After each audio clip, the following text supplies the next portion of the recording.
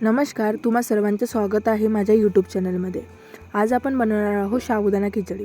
साबुदाणा खिचडी बनवण्यासाठी मी 2 वाटी साबुदाणा घेतला, त्याला छान धुवून टाकलं आणि त्यामध्ये थोडंसं पाणी आणि दही टाकून त्याला 5 ते 6 तास भिजत ठेवलं।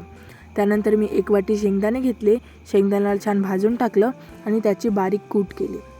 नंतर मी एक पॅन घेतलं, पॅनमध्ये थोडंसं तेल टाकलं आणि एक चिरलेला बटाटा टाकला। बटाट्याला छान परतून घ्यायचं। त्यानंतर चवीनुसार 5 ते 6 हिरवी मिरची टाकायची आणि एक टमाटर टाकायचं।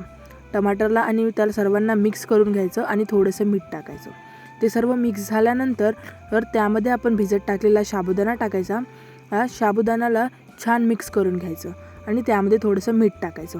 मीठ थोडं कमी टाकायचं कारण आपण पहिले सुद्धा मीठ टाकलेलं आहे। त्यानंतर त्याला झाकून जोपर्यंत तो ट्रान्सपरंट होत नाही तोपर्यंत शिजून घ्यायचं।